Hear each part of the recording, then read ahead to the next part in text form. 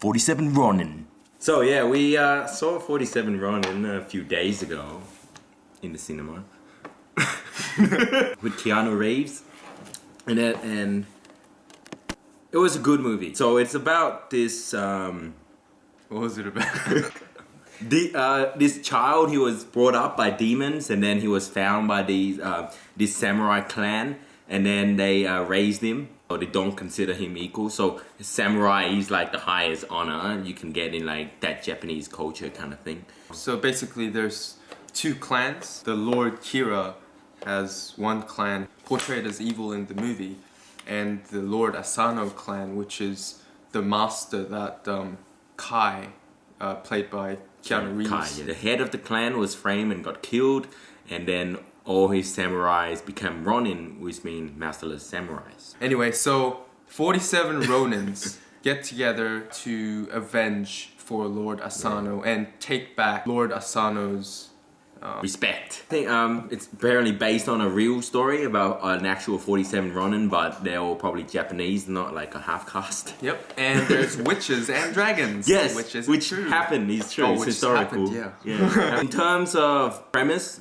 it has a great premise. It's almost like an Asian Lord of the Rings, but the execution was pretty poor. It reminded me more of The Last Samurai, and there is actually 3 to 4 I can spot that were actually in The Last Samurai. So I think they're having a shortage of Japanese actors Who can speak English probably. Ken Watanabe, that's your go-to Japanese for Inception, Last Samurai. Hiroyuki Sanada. Yeah. Who's also in 47 Ronin and also was in Last Samurai. And that girl from Pacific Rim, Rinko Kikuchi.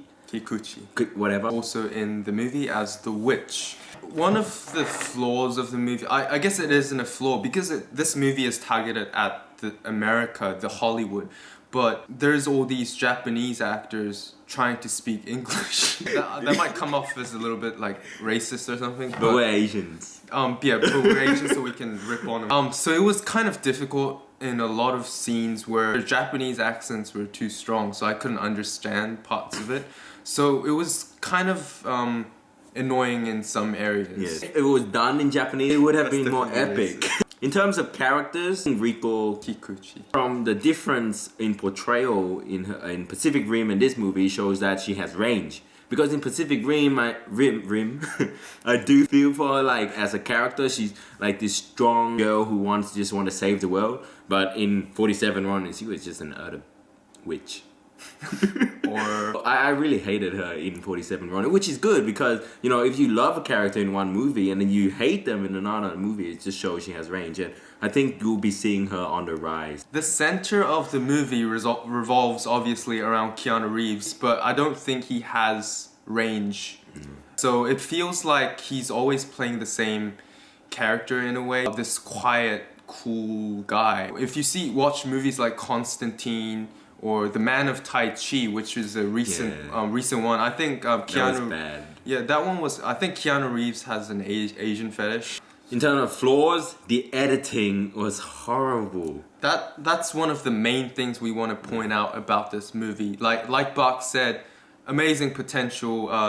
Plot-wise, really good potential, but editing-wise, it was very I'll give you the honors. Did some great, beautiful shots. You know, there's one particular one where Keanu Reeves was approaching Sanada, and in this, it's just absolutely big, wonderful wide shot. But in the beginning, they're cutting too quickly, and you don't know where to look. It was too overdone, and I didn't know where to focus my eyes because the shots were changing just too fast.